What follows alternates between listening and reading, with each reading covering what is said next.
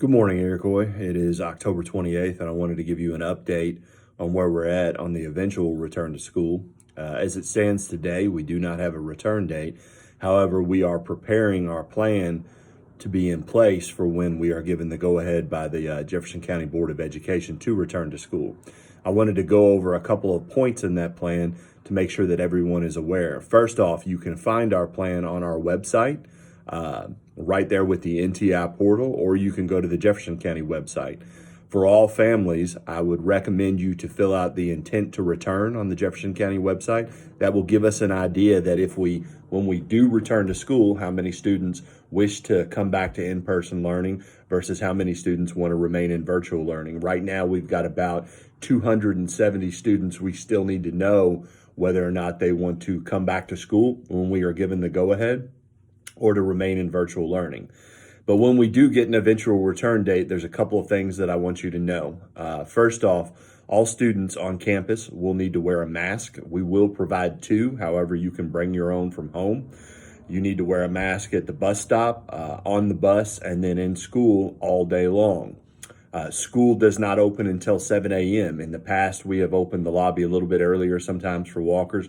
We will not do that under the current pandemic. The school will open at 7 a.m. All students that come to school via bus, via car rider, or if they are self-drivers or walkers, will be temperature checked before going into the building. If they show a temperature of 100.4 or greater, we'll take them to our health isolation room, and then someone's going to have to be come and pick them up. All of our lunch and breakfast items will be grab and go. We will be eating both in the auditorium, the cafeteria, and classrooms, depending on where the student is in the building.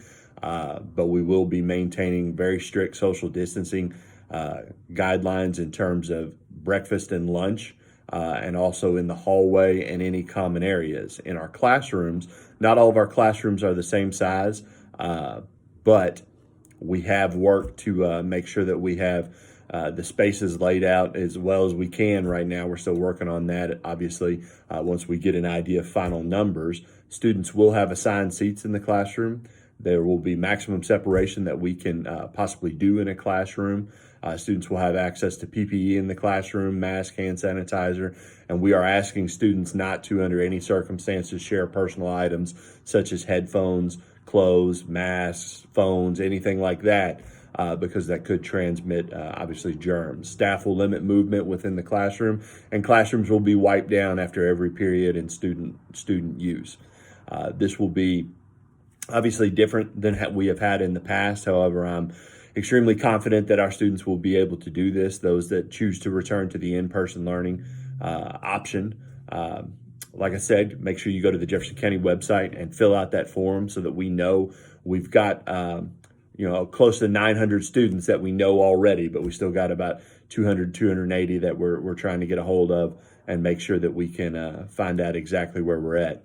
I do want to give a note on the student schedule. A lot of that is dependent on the number of students that choose in-person versus virtual, but it is highly likely that while your student may have the same classes, they may not have the same teacher or the same mix of kids in those classes, because having some of the building at home, some of the building in person will require us to rebuild our master schedule. And we'll know more about that once we get final numbers on where students are. So please make sure that you go to our website, read our extensive return to school and reopening plan. Make sure you go to the Jefferson County website and fill out your intent to return, either in person or virtual. And one final time, we do not have a return date yet. However, we do anticipate that at some point in the near future, the Jefferson County Board of Education will make a decision about our return to school, and then we will have a return date. Continue working in NTI. I want to give a shout out to our students. Our participation rate is pretty doggone good. We're really doing a good job with that. When we look at compared to other schools, we try not to be too competitive, but it's always good to look. Our students are doing very well, and I am proud of you all for taking that on. This is a difficult time for all of us, but I appreciate your continued work. As ever, if you have any questions, please call the school, shoot me an email, or ask your teachers or your academy principal or counselor as well. Have a good day, Raiders.